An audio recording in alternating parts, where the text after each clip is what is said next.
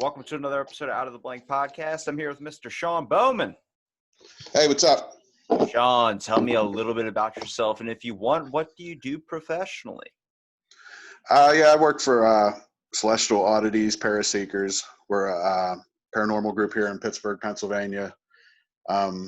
We have an investigation coming up next Saturday, as long as everything's good with this COVID stuff, because it's in Ohio, so we're going to have to travel out of state. But yeah, I mean, we've been doing this. I've been doing this about 8 years, but as a group, we just joined within the last few months. We've already been to 2 different locations. And like I said, this will be our 3rd location going up. One of our guys, he actually was the head of Pittsburgh Paranormal Investigators. He's been doing this for 20 years. So, I mean, we all have some pretty good experience. So you're like Ghostbusters, but without the uniforms. Pretty much, yeah. What exactly, when you're saying you're going after paranormal stuff, so what exactly do you mean by paranormal? Like, what's your belief in it? Because I always bring up the fact of, like, I do think there's another plane of existence, like much like a radio frequency, like how if I'm talking to you right now and you're talking to your cell phone, there's an invisible signal that your eyes can't perceive that's reaching from your phone to a satellite. So I like to think of it as different frequencies, like a radio. But at the Yeah. same time, I've also heard the theory, which still stands strong, is that it's an echo or a memory, because I think Alcatraz or a place like let's say, oh my god, this is going to kill me if I can't remember Alcatraz, for instance, like it's been stained with so much pain that the people can be stained into the walls. So when you go there and people talk about it being like ghostly experiences, I think it could be that. Yeah, that would be like a residual haunting, something that like repeats itself, compared to like an intelligent haunting, something you can interact with. We've dealt with both, obviously. I'd much rather prefer an intelligent haunting, but I don't know. You got to give me some of your experiences, man. If you said you've experienced both, I mean, I think I've had a couple, like some stuff I really can't explain. I just always bring up the fact when it comes to ghosts, like people are like, "Oh, that's just crazy talk." It's like, no, it's really hard to think that we make or we're just gone. It's just, in my mind, I'm like, there's got to be something else there too. Well, see, like, I mean, I'm 39 years old, and I think the first paranormal experience that I can remember, it was actually me and my brother, who's even older than me, back at the old house that we used to live in. We were probably, I don't know, maybe 6 years old I'd say. And we used to have, like, through, like, the hallway, and then there was, like, a little cubby. There was the bathroom the basement door on the right, kitchen in the back, and then there was a dining room to the left there. Me and my brother were building with mini bricks. I don't know if you know what those are, but there was like an old-fashioned type toy. And we're at the dining room table, and me and my brother both saw like a full apparition, guy in a trench coat. Like to this day, we both still remember it. And like we told my dad went and looked in the hallway. Nobody was there. Looked through the house. Nobody was there. And that house, there's been numerous things that happened in the house. I lived in that house for 25 years. I think that's like what kind of got me involved in, I guess, believing in it, I guess you could say. I didn't really like start taking it to a professional level, I guess, probably till after my dad passed, which he passed in 2011. And that's when I started like going out on my own and investigating. Now, do you go and look up any articles or anything to try and find like a scary place? Yeah, I mean, we do a lot of research. We actually, like, there's 6 of us on our team, and the one guy we have is mostly what he does is research, but we all dabble in that a little bit. I mean, I know a lot of the local stuff. I've done a lot of local stuff. We travel a little bit. Like I said, we're going to Ohio next Saturday. We were in Ohio back in May. I've been to, like, I live, like I said, we live in Pittsburgh. So anything like in the tri-state area, Gettysburg, been to Trans-Allegheny, which is in West Virginia. I've actually been to New Orleans, not as much for an investigation, but went with she's now my wife, who got engaged actually in a cemetery in New Orleans. So, It's a hell of an but engagement. yeah, she's part of the team too, Jennifer Bowman.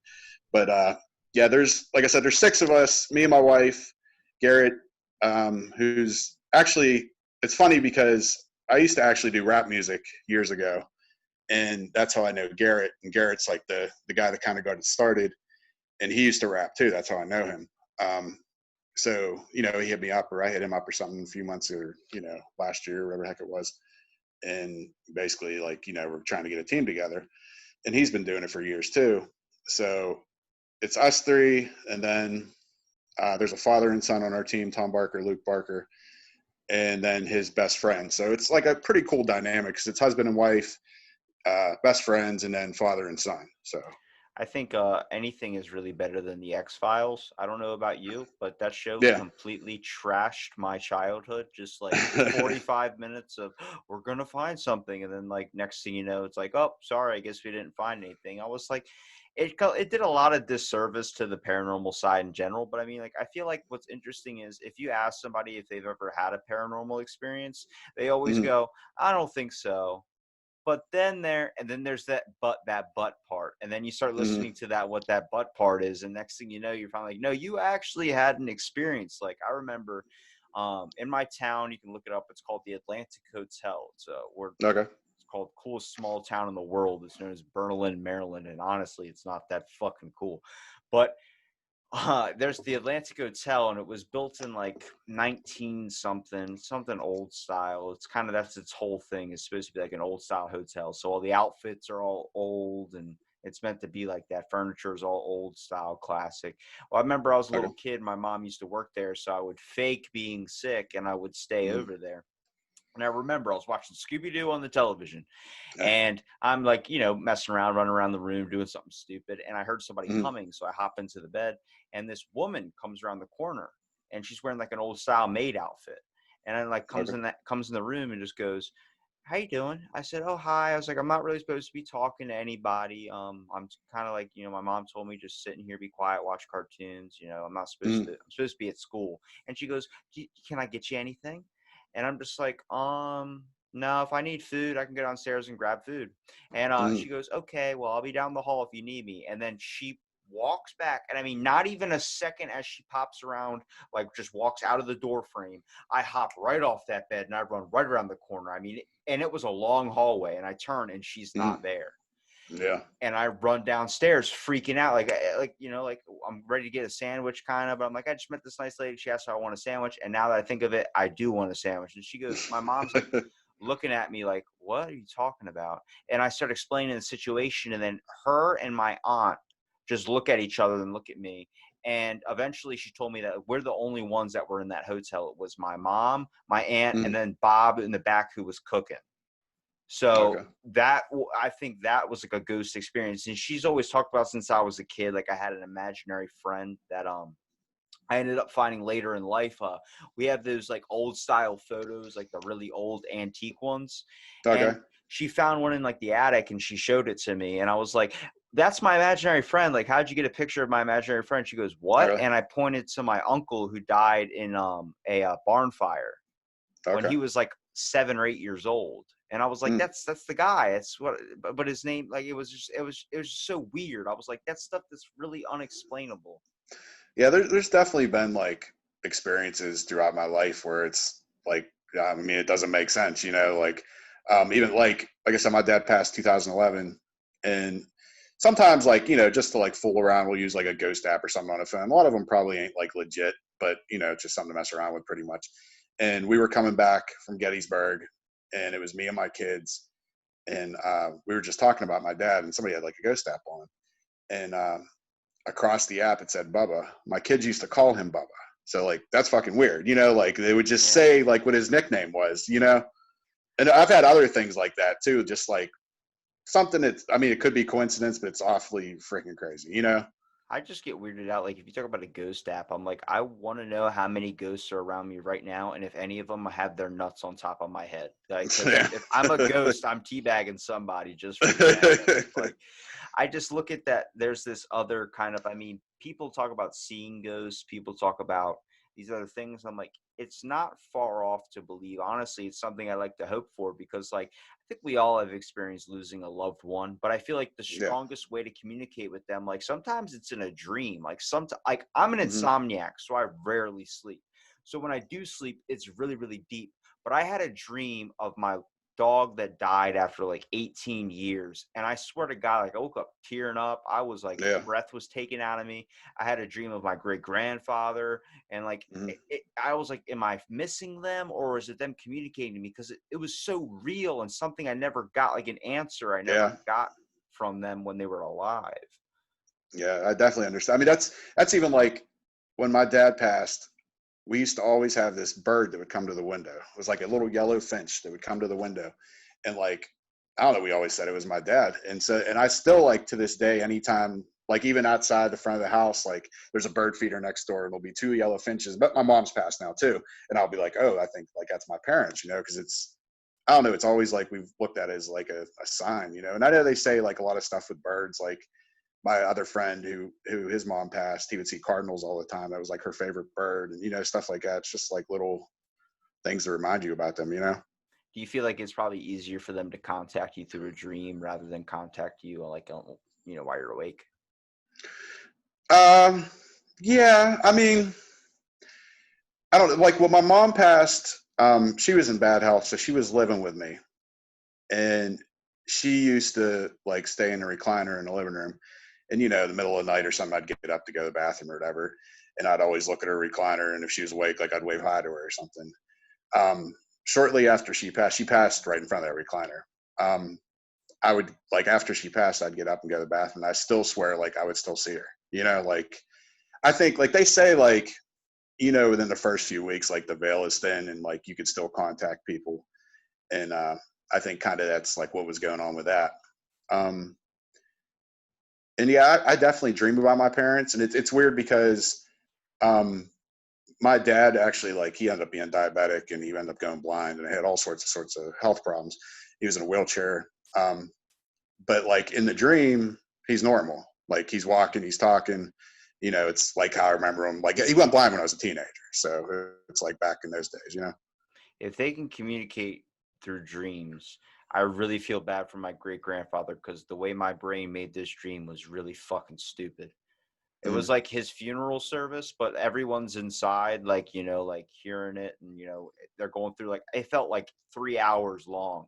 And then they're like, Mm-hmm. you may go outside to go see the body. And then I'm like, what do you mean see the body? And it's just him lying on top of like a gravestone with his arms crossed. He's like, is anybody going to say goodbye to me? I'm like, holy shit, he's alive. And I'm like, Yeah. we're inside. He's out here dying on this gravestone. And like, everyone's like, Mm. yeah, you wanted to sit there and through the whole service. He's out here. We're supposed to be getting our last words in with him. I'm like, holy shit. We could have had like a family meal. I'm in there listening to his eulogy and all this stuff. And Yeah. it was like the weirdest thing, but I was like, man, like people always talk about, like I always say that's probably the easiest way to communicate to people is through like a dream or something if you're a Mm-hmm. spirit, because like everyone's always like, well, why can't they just show up and do something crazy in front of me so I can believe it and get the proof right Yeah. there? I'm like, you know Yeah. how fucking hard it's probably got to be able to even move a cup or Mm-hmm. do anything, but you want to pull out a Ouija board. I mean, Toys R Us sells that shit. You have to Yeah. be 8 and up to summon the devil. Mm. Well, that's like a lot of people expect like something crazy like that to happen. Like that's, I mean, it can happen, it occasionally will, but yeah, 9 times out of 10, we go on an investigation. We're getting like K2 spikes. I don't know if you know what a K2 meter is. Like, you know, you see them on the little ghost shows, they light Yeah. up and shit. Like you'll get something like that. Um, you might, we have spirit boxes and that, you might get like a word through that. And it's pretty much how you interpret it. But we've definitely heard relevant shit. Like what we were at Bel Air House. Um, One of the girls' rooms, it was the room actually I slept in. Her name was Emily. And clear as day, all of us heard Emily come across it. But so like something like that will excite us. Now to like the normal person, they'll be like, what do you fucking do? Pretty much probably, you know, like they want like a full ghost coming in and throwing shit at you and all that. And like I said, 9 times out of 10, that's not going to happen. What's like what goes through your head when you're in one of these places? Like, I mean, if you're in like a dark room and you're looking for ghosts and you have the whole vibes up around you, I mean, your mind can obviously play tricks on you, but like when Yeah. something's going through, like how do you stay focused or even want to entertain that idea. Because for me, it's like I used to be the type of guy that would, when they flick off a light switch, run right into the room, so you don't Mm, go like that. So like something's chasing behind you. But like mm, I get really interested with some of the spooky stuff, man, because like I remember I cycled from I was just riding my bike. I went to a restaurant and I was there for longer than I thought I was going to be. And I had to ride home in the dark. So it's like pitch black, no street lights.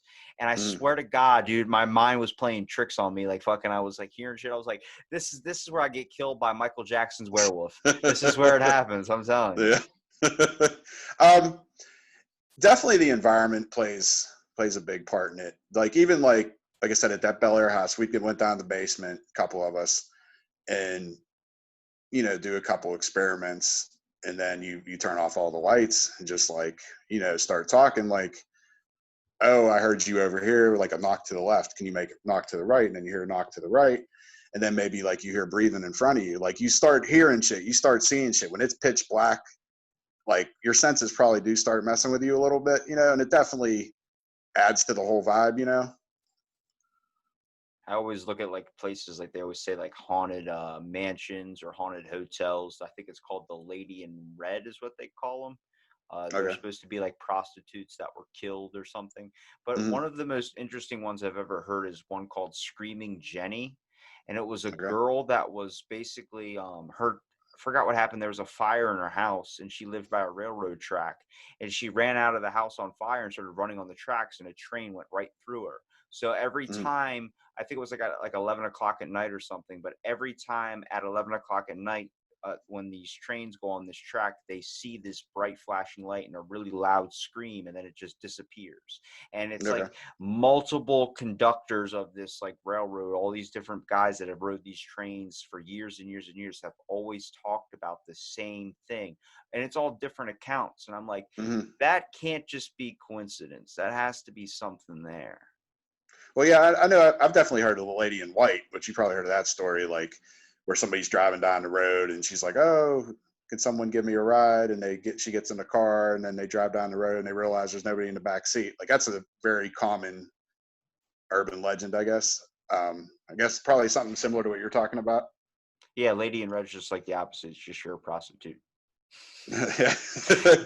I look at like first of all, in my town you can't pick up hitchhikers. So if you see a Mm. woman in a white dress, I'm probably not going to stop for one of two reasons. I've seen every horror movie ever invented. Someone and two, it's just not legal. I mean, sometimes like you look at people that are, I mean, we're obsessed as a society with being haunted. We're obsessed with Yeah. being scared. We're obsessed with fear, even though we really don't want to be in fear. We love that rush it gives us. I mean, I think that's probably why Mm. you go and pursue these events and the idea of exploration, but at the same time of just wanting to, feel that rush. I mean, those Mm. goosebumps. I mean, I've heard a really scary story before. Like my buddy kind of has had some really ghostly experiences to the point where I start getting goosebumps. And there's a fucking video of me turning around and there's just a wall behind me, checking to see if anything's behind me. Like I'm not unbelief of the idea. Mm. I would like somebody out there to be able to produce something that has a little bit of evidence to it. Not really like a full on apparition, like, but Yeah. just not X-Files shit, man. Yeah. Yeah. That show just ruined me.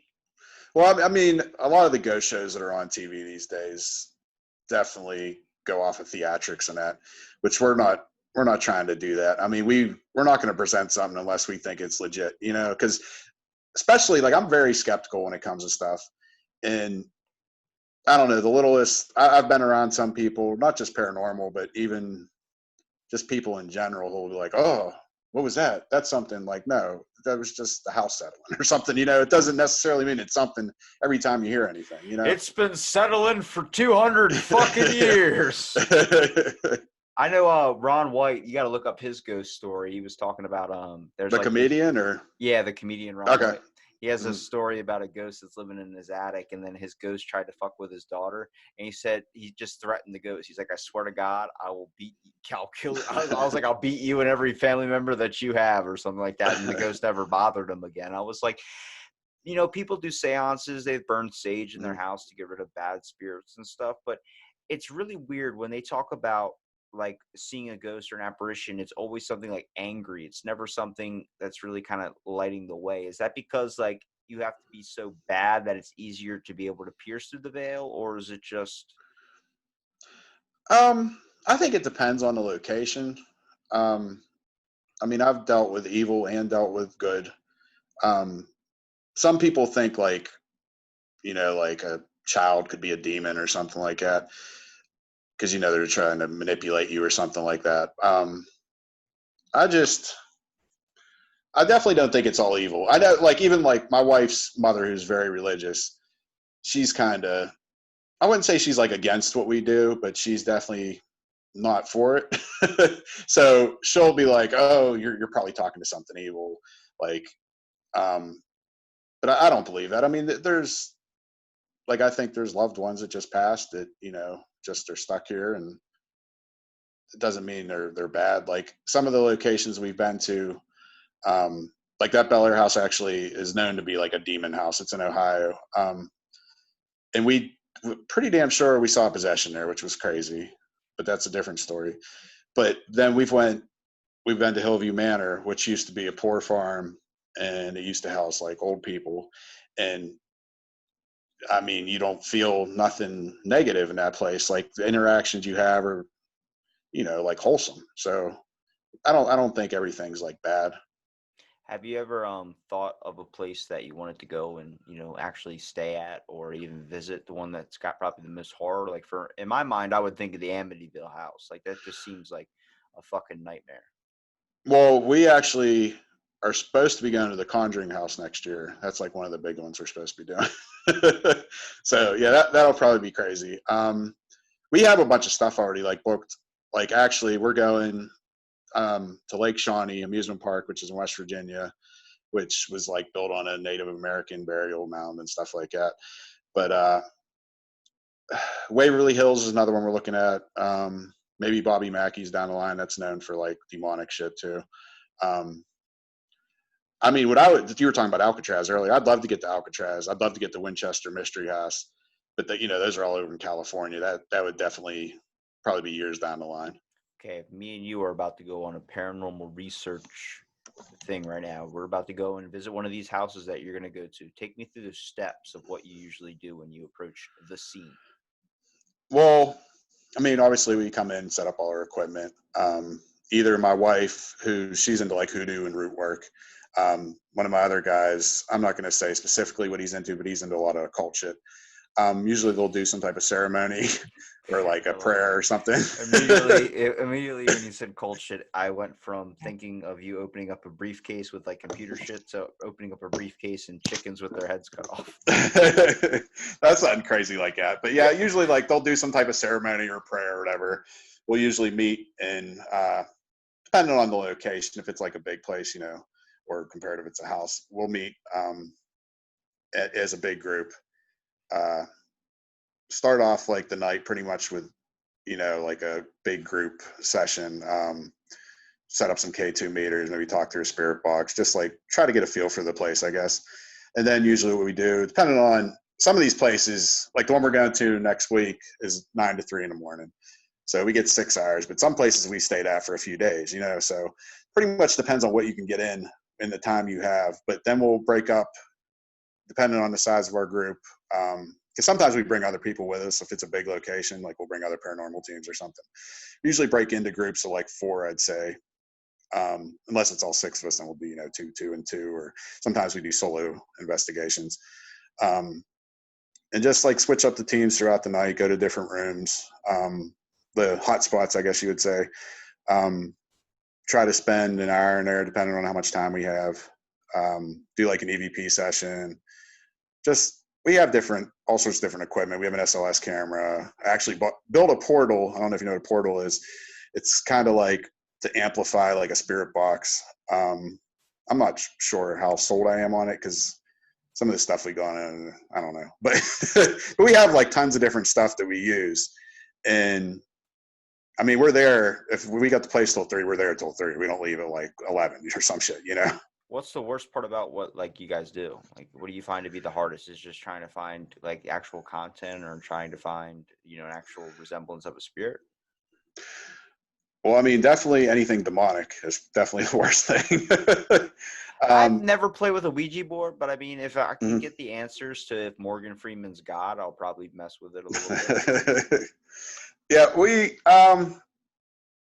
I don't really mess with a lot of the darker shit. I'm not saying some of us do, um, but like some people would use like a Ouija board or do like scrying or something like that. I'm not really into that as much, but uh, I mean, I ain't knocking anybody it is because I mean, I've seen shit that people have done and stuff has actually worked. So, like, if you're trying to get a reaction, you're probably going to get one, especially if you're looking for something bad. Yeah, well, it's like I mean, the reason why I never touched a Ouija board is because I saw like a movie where the thing flew up in the air and went into somebody's neck, and I was like, yeah, it's Yeah. fucking. I don't even know if Eric wants to go to prom with me over that. I'm sorry. You know what I mean? Like, I just look at like there's literally objects that are spiritual objects that are literally like a cell phone for them to communicate to our side. It's supposed to be easier Mhm, for them. I mean, that's throughout history these things have been created. Fascination with the dead. What is the afterlife? What is the mhm. afterlife in your mind?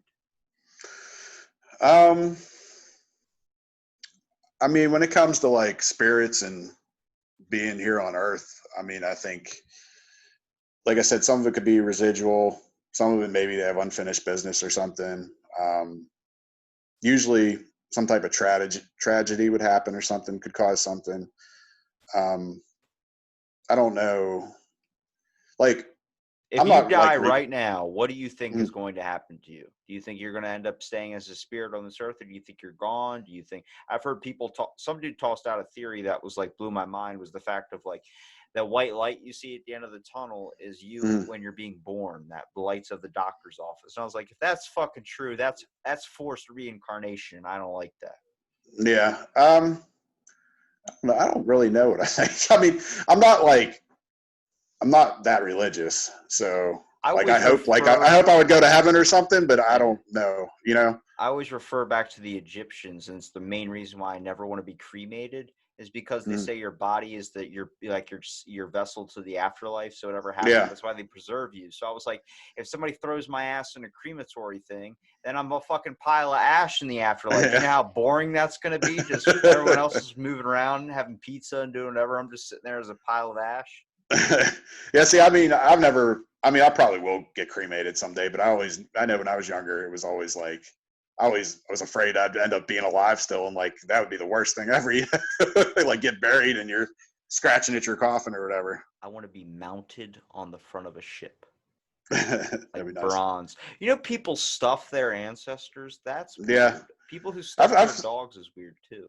I've seen like people like I have a bunch of tattoos and shit, and I've seen people like they'll cut off their tattoos and like save the tattoos of their loved one or something like that. Now we're really talking Egyptian now. We call face art. I look at any haunting places besides Alcatraz. I was mentioning the one I kind of forgot earlier, Auschwitz. I feel Okay. like that there's just something about it, like where I can understand possessed objects, is that Mm, walking by something and literally feeling a presence that stops you. Like yeah. that's some dark shit right there. It's like the main Mm, reason why I don't like Reiki energy healing is because I believe it's fucking voodoo. mm. Um, like I said, my wife does stuff with root work and hoodoo, so some of the shit that she does, I don't necessarily agree with, I guess. But I mean, she believes in it, and like I said, my other guy, he does some questionable stuff, but um, I mean, to each their own, I guess. Do you ever try and research like any good equipment or anything else you need to kind of stay on top of? It seems like everybody always goes with the electro meter, the one that's able to read the frequencies. Yeah, like an EMF meter. Yeah. Yeah, I mean, between the three of us, because like I said, we kind of had our own little thing going on beforehand. We have tons of gear. We don't, only things I'd probably actually be easier to name shit we don't have. Like, we don't have like a paranormal puck or whatever. I don't know if you know what that is. We do have an ovulus, like it's like a thing that says the words to you, like that's basically what they both do the same thing basically. There's a couple things that I guess we'd eventually probably would still get, but they're the stuff that we have is It does the job. affordable. Yeah. Yeah, and it's affordable too. Like we don't have $5,000 cameras or no shit like that, you Yeah. know. Well, But I mean, it's meant to be fun too. I mean, you guys are going out yeah. and kind of really. I think it seems like the main aspect of things too. Not only just trying to find something, but at the same time, it's more about the moments you guys are kind of sharing together too. What kind of makes you guys like a good crew to work with? I mean, like you said before, it's all it's your wife, and then it's other people that you know that are all pretty close together. So I mean, that's got to be fun going in a haunted house. I mean, I think that's why anybody goes on a haunted mansion ride or a haunted hay ride. It's always fun when you have friends near you. Oh yeah, for sure. And that's the thing too with this group of people. Like they're all dedicated. Like because we've tried, doing shit over the years where like we try to bring people in. But the funny thing is actually, like I got married in December, and we had our bachelor party at Hillview Manor, which is a haunted location. We had 23 people, and we did a ghost hunt for our bachelorette party that we did as a big group. But it's always like for something like that, it wasn't hard to get because it was our bachelor party. But like if you wanted like, oh, Joe's interested in doing this shit or whatever, you hit Joe up and then he's like, oh, I don't have the money. Like our group of people are all dedicated. Like they have the money up front. Like they actually show up. It's no bullshit with like, people just blowing you off and shit like that. Cause that's definitely one of the main issues I'd say in the past when we tried like starting a group. Yeah. What do you consider like when you're doing if you're doing a video or something? What do you try and maintain to keep the audience's attention? Well, we have different types of cameras. Like we have regular camcorders. We have cameras with night vision. We have security cameras that we set up. Um, so we'll basically, like from that Bel Air house, actually, we stayed there for a few days. So we're still going through. Well, actually, Garrett's the one mainly going through it, but we still have tons of footage that he's going through. But we're just trying to find any type of like anomaly, I guess. Orbs obviously are always a common thing. Um, see something move or whatever, anything that would, I guess, make a non-believer believe. Yeah. I had an experience, for instance, it was me and my mom, we were kind of watching TV. It was back when I was like 14 years old. And I had a Slurpee, one of the giant 32-ounce Slurpees, because you're never going small when you get a Slurpee. Yeah, for Going. sure. But and I remember I had it on the table, but I mean it was in the middle of the table. It wasn't anywhere near the edge of it. And like where it's like 1 o'clock in the morning, so both of us are kind of like half asleep, like we can feel nodding out type thing. Mm-hmm. And my mom had a candle burning that was near one of our curtains, and all of a sudden I just felt this, like my eyes shut, I felt this flicker of water hit me, and then Mm-hmm. my mom felt it as well. And so I'm laying down like off to the right, she's laying like kind of like diagonally, like I could see her right over there on the opposite, I guess, couch. And Mm-hmm. I get up and I'm like, what the hell was that? And I look for my Slurpee because that's obviously what splashed me in the face, and I look down and it's standing straight up. And my mom's like, I just got splashed too. And I was like, how is it not spilled anywhere? But we both got a flicker of water on our face. And we look over, and one of the curtains is actually getting right near the candle. And it looks like it's about to set fire. So my mom blows that out. And she's like, Yeah. that was really weird. I was like, maybe it was something trying to save us from being on fire. She's like, I know. Yeah. It could be your grandpa. And I'm just like, why didn't he let us burn? That was like the same location that you were talking about earlier. Yeah. Yeah. Yeah. It's like there's things you can't. I don't know, man, because like I look back at a lot of moments in my life. Like I had a dog that died, not the puppy I was talking about, the 17-year-old one, but I had it. My Mm-hmm. grandparents had Dalmatians. I watched this Dalmatian die at 14 years old, but I mean, at his last days, his last like year, basically, was sleeping on top of my bed to the point where Mm-hmm. your freaking legs, your knees are up to your chin while you're sleeping because he's taking up the whole Yeah. bottom end of the bed. And they always used to scratch my grandparents' door, and their door went Mm-hmm. from like white on top, and then it was just like regular wood because they would scratch all the paint off. Yeah. So when all the Dalmatians finally died, my grandparents painted the door. And I swear to you, like the next day, I don't know if the paint ran or something, but you could see scratches into the door again. And my Mm-hmm. grandpa talked about hearing it in the middle of the night, like hearing that. And Yeah. I'm like, that's fucking weird, man. Like, Mm-hmm. I don't Mm-hmm. know what that is, if that's a memory or if that's something them communicating still, too. I would like to think that there's an afterlife, and I would be like, it would be amazing to be able to sit and ask one of my, like, family members or just ask anybody that's passed on to the other side, what is going on? Yeah, I hear you. I mean, we have 6 animals, so I definitely hear what you're talking. We have 4 cats and 2 dogs, and like you go look at our post right by our bedroom right now, it's all scratched up. And I mean, I definitely think we've heard actual like meows and stuff at haunted places before too. So I think animals. I think it's possible. Do you think with the amount of technology that we're like I mean, we're increasing in the technology at a rapid rate right now. I was thinking, you hear about like frequencies and radios, like you can bleed over a signal and then hear something. Mhm. Is it possible that at one point our technology is we're gonna have so much of it that we're gonna be able to see it more commonly? Like I'm pretty surprised that nobody's found something that's been able to capture even a glimpse of this stuff, really, like an actual photo on image or something that's Mhm. like, here's an app, guys. We've downloaded it fully to the point where you can actually see it all, like virtual reality type. Yeah. Well, I think it's like kind of the progression of like how like video games are. Like, I mean, when I was growing up, like Nintendo was around and it was like 8-bit, and more and more you go, like the more realistic it is. Like it's looks like a real person playing on a video game now. Like I think it's kind of I think like the ghost technology will probably take the same type of path. Like as of right now, like an SLS camera, I'm not sure. Do you know what that is? No. It's like like on Xbox or something. Like it's like a mapping system, so Okay. it'll show like that you're playing the game. Well, an SLS camera does the same thing, and it's basically like the Pong of ghost hunting because it'll show a stick figure of like where the ghost is supposed to be, and I think in the future it'll probably be able to map it out more and make it like more into a person.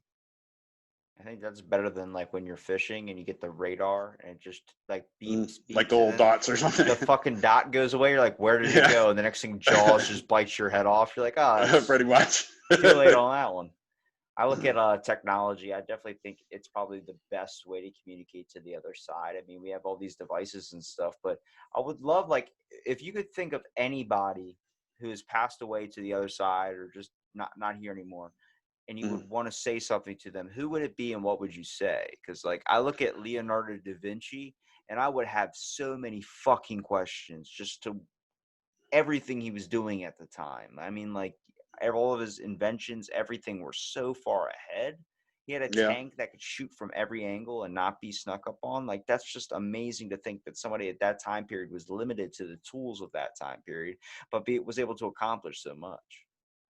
If we're talking famous, I'd probably say maybe Tesla because he was very involved with the paranormal, which back in those days wasn't as common. Um, Even like to these days, some people try using like the Tesla coil just to like interact with paranormal stuff and like that. And he was, um, who was it? Oh, was it Da Vinci too? Somebody. There was another person I know that used to like dabble with the occult and stuff like that, and it would be interesting just to like, I guess, see their view from their time period. I always look at you look at Nikola Tesla, everybody always brings up the fact that he married a pigeon. That's probably the biggest question I'd ask him is why? Did you end up Yeah. getting zapped when nobody was looking by your own Tesla coil and it kind of snapped you into a weird state? Well, I mean, they say like most genius, border on crazy. So, Have you ever seen like the death row people's last meals? um, just on like TV or a show or something, maybe. So there was a dude that wanted an olive with the pit inside of it. And do you know why he wanted that? No, was it? Think out of everything you could have eaten, you could have got Ben and Jerry's fucking ice cream. You could have got a funnel cake if you wanted a funnel cake. He asked for an Mm, olive with the pit inside of it because what happened was he ate the olive, but he put the pit in his pocket. And it's an old time thing that if you are buried with a olive seed, it was going to turn into an olive branch and represent. okay. It was supposed to, you would think, oh, represent peace. No, it was supposed to be like that's how a spirit could come back into real life, like a zombie, was through Like, that. that's funny. I was like, that's freaking nuts that people think that. But I mean, like, how many cults do you think have been invented on the fact of coming back from the afterlife? um, I mean, there's definitely a lot of views on the subjects, I guess. I don't really know. You seem like you're trying not to offend anybody in your group. Yeah, I mean, I try to like word shit. Yeah, I just look especially at because, we're like I all said, some people are involved with that I'm involved with. So it's like, it's I mean, we're all I think got pictures of the same puzzle, but everyone's got a mm, piece and we're trying to say that our piece is the whole thing. And I'm like, I think we're all just grabbing bits and pieces right now. And I think it all goes into one giant picture if you look at oh everything. yeah, Because everyone's theory, if you really want to stay open minded to things or everyone's thoughts, it really does make sense from their perspective. And it's like, mm, I can see that. I mean, do we honestly really know? Honestly, I hope I get to the afterlife and I figure out God is Morgan Freeman. That'd be fucking yeah, awesome. But I mean, the Egyptians, you look at them with weighing your soul on the good and the bad deeds you did. It's the same thing as being going up to the pearly gates and being judged. It's like mm, everybody's hitting on the same line here, but what's the true answer? It's like you hear people that have died and come back and they talk about heaven and all this other type of stuff. And it's like, okay, then you end up finding out later that they lied. And it's like, can someone just give me an answer? Like, I will be more than happy to get hit by a truck if somebody can figure out how to bring me back to life. yeah. I mean, like I said, I'm not very religious, but I definitely believe that there's certain things that people hit on that probably are true, but I don't know if like one religion nailed it head on. And that's even like, I don't even know if I really want to walk down this path, but like stuff with the Bible, like I don't know if I would believe everything that's in the Bible just because I mean it was written by man. Like it's Think it's a little bit exaggerated than it might actually yeah, be. especially because I mean just look at how like the times have changed now compared to what it was back then, and people's beliefs. Like I don't know, it just doesn't ring true for me. Yeah. Now, if I was going to ask you for one experience that you had with the paranormal that was like really kind of didn't seem paranormal, but now that you look back on it, it was. Um, uh, Because I tell you, that dog one for me, like I didn't think that was paranormal at all, but now looking back on it, I'm like, that's 100% more likely of what it was. yeah. I mean, I don't know. Like I said, I'm skeptical with shit. So like, if I believe it's real, then I pretty much, I, I don't know. Like, I can't really think of nothing like to go back on that. Do you ever have the I feeling didn't. that like somebody's trying to communicate to you right now, but you just can't feel the presence? Yes. Yeah. I mean, like I said, with my parents and that, I sometimes like, I get little signs of stuff. Like I said, the bird thing and just, I mean, they know that I'm like always been big into like, uh, paranormal stuff or even horror. And like, I actually work for Scare House, the haunted house in Pittsburgh. I don't know if you ever heard of it, but that's like another side job I have. So I've always been involved with, just all that type of stuff. Kind of like, I don't know if you ever heard, like when Houdini died, he talked about Yeah. like, You've heard a if I come secret back to code life, word, yeah, for his yeah, that he wife. would come back and try to communicate. So I kind of look at it like that way. Like my parents knew that, I was into this shit. So like if they could communicate, they would. I feel like if you look at like ghosts, would they have a job? Because I feel like Mm, when we talk about if you ever feel a presence and maybe somebody just can't communicate towards you, you don't have the energy to feel it, you don't have the openness to it. Like every time I'm yeah. making a fucking peanut butter sandwich, I feel like there's a ghost that's haunting me that's like a nutrition coach, like, use the low carb bread. I'm like, fuck off. Like I'll be sitting there and I'll just randomly feel like somebody's watching me and I'm like looking around like every time I'm making a sandwich, dude. I'm like, is it just like, am I paranoid of it? I have no clue. But I'm like, I think at one point here, probably in the next 20 years or so, there's going to be a fascination when we decide to either make like a pair of sunglasses or Mm, something that can help see through that veil or try and pierce through it. I mean, we have so many people that are diving into astrology, typing into all these psychic mediums and all these avenues. Somebody's going to decide to jump into it and really try and create something to help manifest these things. I mean, having a spiritual box or having a spiritual thing that's a way for them to communicate to hear is it's always been a fascination throughout history. I think now it's just time we learn to improve it a little bit. yeah. I mean, it's like I said, the research has, definitely come a long way. I mean, back in the day, it was Ouija boards and dowsing rods. So compared to now, you have all this technology between, video and audio, and just like it's so far advanced compared to what it was. And I mean, I'm not saying within the next couple of years, but probably within the next like couple decades, there probably will be actual like physical proof that the normal person, would believe. On a 4K TV, I can see Mhm. the fucking bug on the turf on the football field. Yeah. And then with 5G network, it's supposed to be faster than ever. You're telling me I can't pick up a fucking ghost? Yeah. That's all I'm saying is if we tweak that a little bit in the right way, we can maybe capture something. I'm like, there's used to be this joke of this guy that had an app, and like I said with the teabagging thing, the app would see the ghost. He's like, dude, there's a fucking ghost teabagging your head. He's like, tell him to stop. He's like, now there's two of them, and it's just like, do you think that we don't have an app where we could just scan the room or even place it down and a way for them to communicate and talk? I mean, questions that we'd have to ask. Maybe that's why it's so freaking hard, is because the questions we might ask might be the ones we're not ready to find out. Yeah. I definitely agree. I don't know. Some people, like, I guess, don't have an open mind about stuff pretty much. And even like if we do get the technology and get the physical proof, there's still going to be people that don't believe it. It'll be right in front of your face and you still don't believe it. We have to. That's you made me change my mind. I don't want to talk to Da Vinci. I want to talk to Houdini. Yeah, that would be a cool one too, for sure. Anybody that says that he believes or wants to leave a message has seen something or has came across something that has put his mind into that way of speaking. Hmm. Also, I would like to meet Jennifer Love Hewitt. Well, she's still alive, so. I know. I just want to meet her. Well, Sean, I appreciate you doing the podcast, brother, man. If you want to drop your links here, tell anybody where they can find you at and find out your ghost seeking adventures as well. Okay, it's Celestial. That's the It's name's hard kind to of a little fucking bit. Yeah, say. I Try know. typing it in an email. You sent me the email. I'm like, this is going to take me a couple tries. Well, that's like it's an anagram too for cops, which everything going on right now. It's like, oh, do I want to put cop stickers on my car? Oh, shit. But yeah, it's Celestial Oddities Para-seekers. We're on Instagram. We're on Facebook. We have a TikTok. We're going to have a YouTube channel soon, and probably even a Twitter. You can find us on any of those outlets.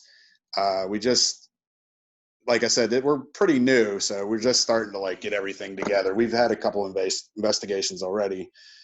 We actually have T-shirts out now too, which if you check any of those links, I'm sure you could find them on there. I'm going to have to get me a Celestial Paranormal Oddities.